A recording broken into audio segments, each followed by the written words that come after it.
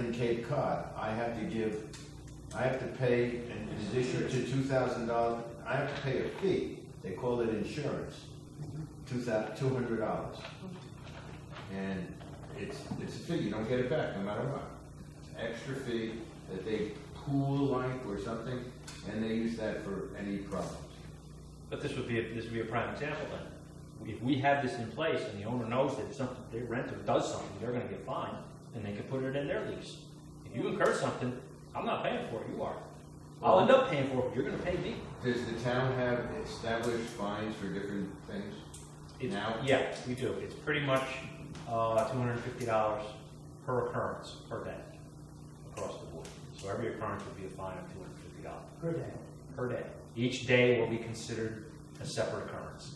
Most all of them state that. The noise one, you know, you get to the end of all of those in there, the noise and applicability, there's no listing for fines. I have a friend of mine that rents houses up in Colville School for college students. 3 complaints, and the town pulls him off the list, and he can't rent any longer to college students. I don't know how they do it. That's a big problem in New Paltz. You know, because they're out there drinking beer and making noise still allows them.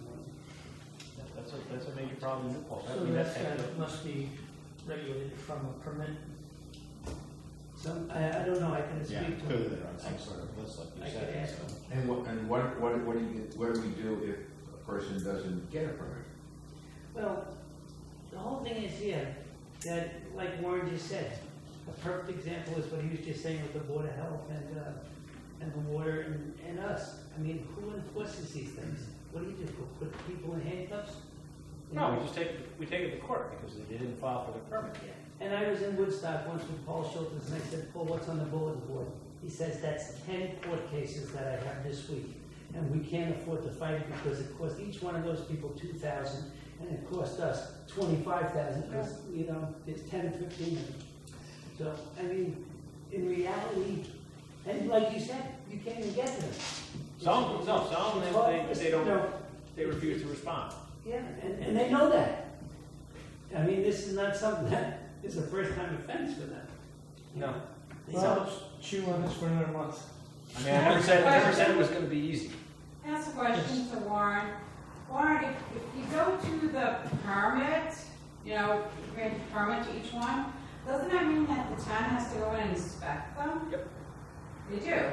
We To would make want to. make sure everything is Yeah, well, safe. we want to make sure that what they're renting has a reasonable modem of safety. Because then if you present it in the right way, then you're going to help the owners. Because they could be renting some stuff, and then what happens when the person gets Right. injured? Now, the big flip to this is that if you start renting your house, your homeowner's insurance no longer counts. You have to get a commercial policy, which is typically 3 times as much, which is why the people don't want to do it. They don't want to incur that cost. Then, in fact, if they're unregistered, they've got to pay their county bed tax, which is a big 2%. But we had a house up in Chichester, rented on Airbnb, burnt to the ground. Insurance company said, so sad, because they had homeowners, didn't cover it. So I know we're going to have problems with that too. They're not going to want to because then they're going to realize what their insurance is. That's the first question they ask, Matt, by the way. I have a house that I rent, and when my insurance comes up, they say, is it long-term rental? I said, yes. Because if it's Airbnb, 33% more. That's it? 33. That's not bad. Well, it's not cheap when you rent them No, either. it's not cheap when you rent it either. So actually, they'll cover it if it's a long term. But it's still more than the homeowner. I have to tell them. And they come out and inspect it. They look at the steps, make sure there's no steps higher than 18 inches without a railing. They come and they look at the smoke detectors, they push the buttons, they walk through it, and they do it 3 times a year. Your insurance company does that. The insurance company does that. Yeah, no barbecue grills anywhere near on the deck. Yeah, No wood burning stoves. No wood burning inside. They don't care what it is.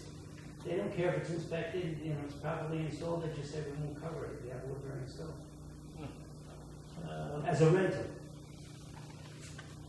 The other issue that we should start looking into and seeing what other towns are handling is the little houses. Tom, that's his I exhaust. just had one, I had one today, wants to buy, of all the properties he wants to buy one of the Walsh pieces, which is now actually one of the Bondi pieces. The gentleman who bought the two Walsh parcels is already selling one. We all know which one he's selling, the one that Don could retire survey. It would take him the rest of his time. The octopus. Yes, the octopus. Now, let me just tell you something, just on that piece of property, because it's very interesting. I have the house for sale next to it. Mhm. The person who's gonna buy it, his attorney came out with his own man, measured that property, and wrote the potential buyer a letter saying that it's an unbuildable lot. Who's? The one that's in front, that one that you and I talked about, that little one with the, it's like a little flag lot. One in front, where out towards the road? Or, The one that you and I spoke about, remember the one that Clifton spoke about? In front, Walsh has one that's in front, The one that's for sale. the one that's. He's talking about the one that's for sale. yeah, the large one. No, Yeah, it's large, but with the nice view, but it's Yeah. like, it's very funny shape. It's large totally, but it's inaccessible mostly. large Yeah. total. The large total one is in the back, and they put a new driveway into that. Yep, they just put a driveway to that, that's the one that the current owner's gonna build on, he's selling the other lot. The other lot, the attorney wrote the person that's buying it, was buying the house, that it's an unbuildable lot. And where did the attorney come up with this information? He came with a zoning specialist from New York State. And why did the zoning specialist state it was unbuildable? There was not setbacks from the water for a septic field, too close to the road, because the road counts as an easement, even though it's a right of way. And what else? There were three things. I'm just saying so you can look into it. It's interesting that they get to come and write our own zoning codes for us. No, state. Yeah, state's coming and writing our own zoning codes, this is a whole new state, so. No, he was hired by, he wasn't coming to write our zoning code, he was hired by the potential buyer. He's being facetious. Oh, I'm sorry. I didn't get it. Thanks. I'm a little slow on the uptake. Thank you. But we need to look at what issues come up with the little houses as far as zoning and planning goes in residential areas. So let's start looking into that. I've basically been telling people that they can use it temporarily if they're gonna build a house. Because he wanted to put a tiny house on the property. I said, we could probably figure something, because I had somebody want to buy a parcel and put an RV on it as their permanent residence. He said, that's not gonna work. Funny thing, Town of Olive has a minimum square footage for a house. And I just came across a covenant up off of, what was it, Erica Drive, there's a covenant up there listing minimum house size, Yeah, there is. which almost sounds exactly like the Town of Olive requirements. 600. 600 minimum, 18-foot dimension. The downside to that was they had their own setbacks written in, and then we adopted the zoning codes, and those setbacks have to go out. Which Because ours- ones? The ones for up on Erica, because ours are stricter. Greater. Greater, we have to go with the more stringent of the rulings, and he's an R5. What's the time code for having an RV or something parked on a vacant piece of property? On a vacant piece of property, we really don't have one. Well, I just thought we did. I thought there That's flood. isn't there something about, you can only occupy it for a certain number of days and then it can be relocated or It's can you in take flood. it off? The flood section, put a whole section Oh, really? on floods, about parking in the flood zone. Fully road ready, it's indefinite, you set it up like a permanent structure, like a modular, or 180 days and then you have to move it. So technically there could be a parcel of land that's purchased and somebody comes and puts a camper on there and that can be there indefinitely, even if they're occupied? Well, now you're looking at what is it? You can't classify it as flood, because it's not a dwelling. So this gets into, you have parcel of land, you have, what's your principal dwelling on this parcel of land? Well, then it's vacant land. Well, dwelling, you can't classify an RV as a dwelling, because there's codes in here as to what the square footage is, anything under 400 square feet, or has a permanent frame. Mobile homes are different because they're over 400. And they do have a permanent frame, but the wheels come off. Modulars, you take it off the frame. So it's a very gray area. so far everybody's been, okay, yeah, I'm gonna build a house, but I need someplace to live while I'm building a house. I said, okay, well, we'll come up with some sort of guarantee Right. that, in 2 years you're gonna have a house, that'd be great. Because we don't wanna see it going, all of a sudden people buying vacant land and they'll just get one RV park. So, 87, 19.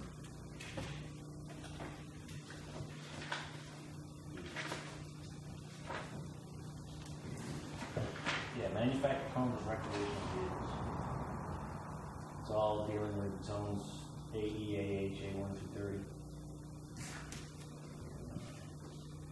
On site fewer than 180 days. Be fully licensed and ready for highway use or meet requirements for manufactured homes. But then you get into what size it is. 180 days? 180 consecutive days. Beyond the site. But that's in flood only. This is in our flood regulations. If you're gonna go recreational vehicle now, you're gonna look at parking it on a vacant piece of land.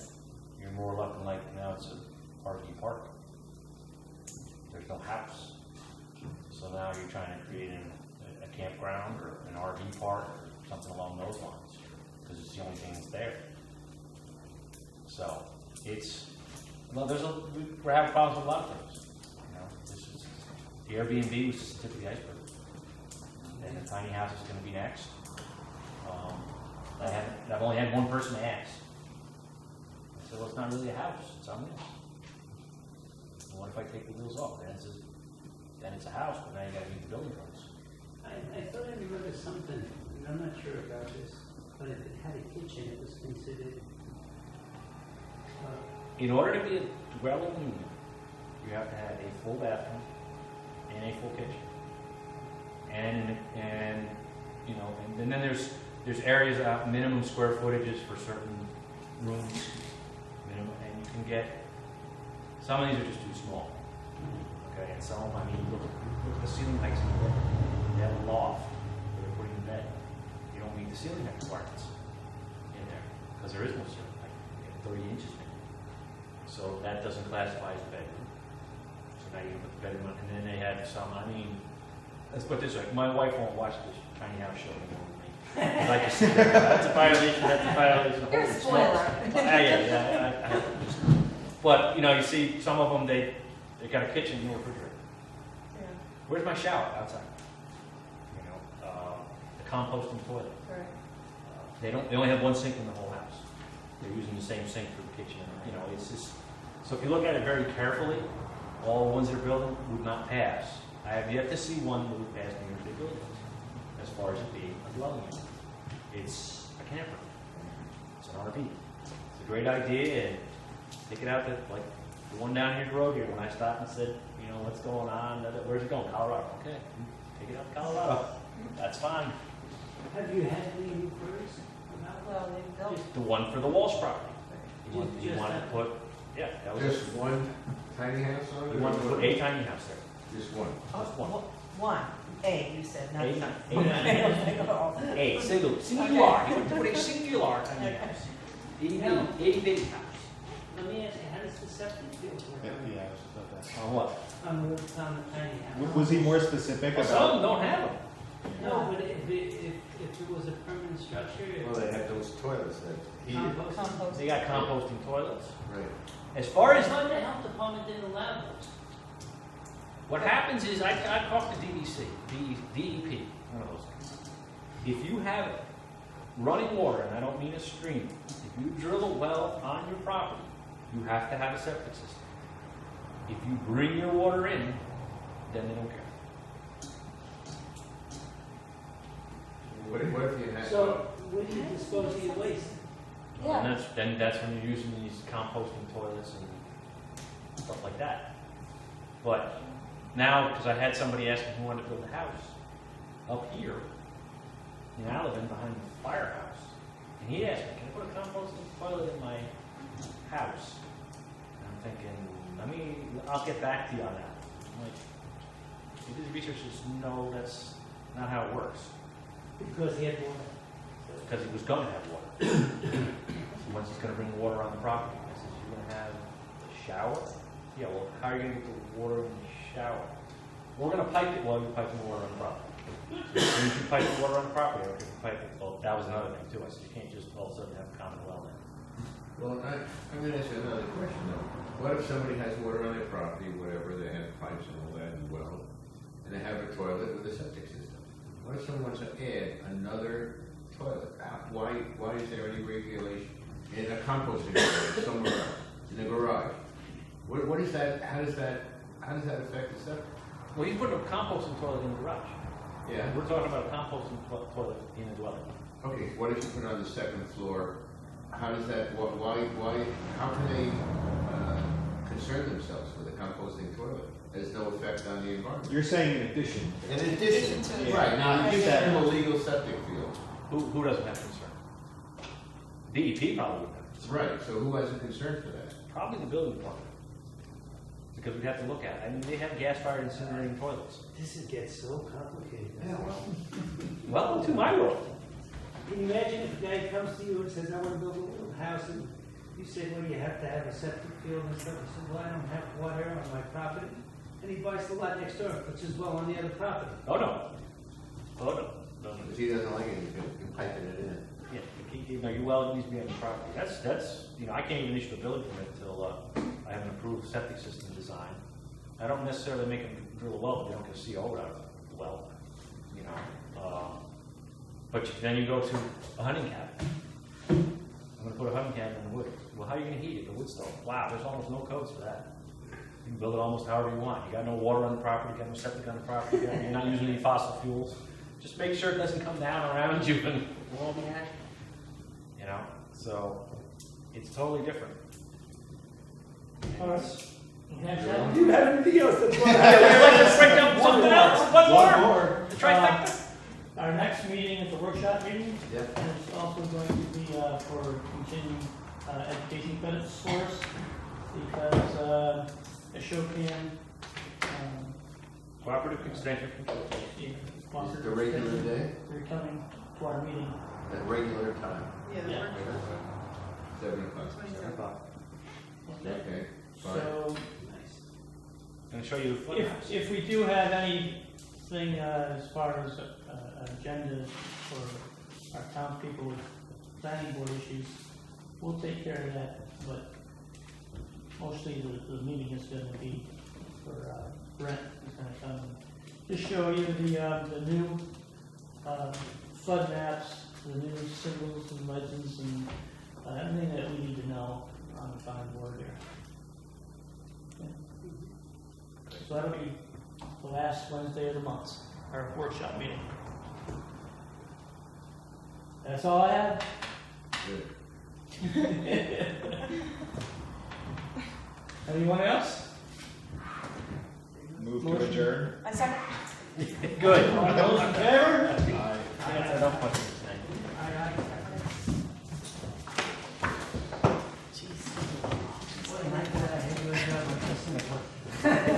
Yeah, right?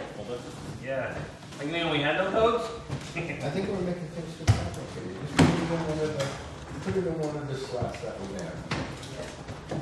Yeah, I got a friend of mine who tried that. Who came in with the 10 rooms that he wanted to make into an Airbnb or something? No, it was. No. Oh, no, Philippines. Yeah, that's a hotel. That's what that is. It's a hotel. You rent rooms. It was a hotel, so we put a common kitchen in. No. It's a dorm. It's a hotel. It's a dorm. It fits into a hotel. It's a hotel. It's a It hotel. does, if it doesn't put a restaurant or any food in it. No, you're gonna have. Started a revolution. A hotel with a restaurant. He's not putting in a restaurant. He's putting in a kitchen. To me, that's a hotel. And that should be treated as a hotel. We try to parse these things and make it so complicated.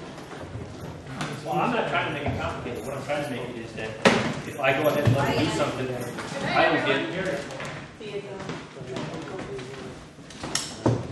I read this down in the road. Tried to back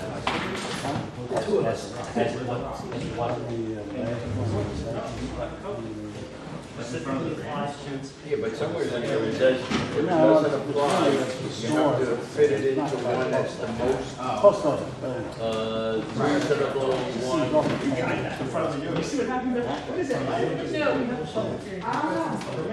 I'm working, I was going down to get a ride It's not at the the people. clock and. It's that the attorneys aren't representing the people. Attorneys represent the people. That's why I brought it up. And I already know this one new. And then nothing. And nothing. It's been 7 months, and he's expanded. When I drove out there, I saw a huge tent, I'm like, wow, I am, he's got a dance floor and everything else. I am amazed. I have never seen a phone like nobody to complain about, like, here he is, he's doing business. Take care. Well, I think we need real nasty looking buildings. Oh, okay, so I'm too nice, is that what it is? Wild hair. Okay, I'm being too nice.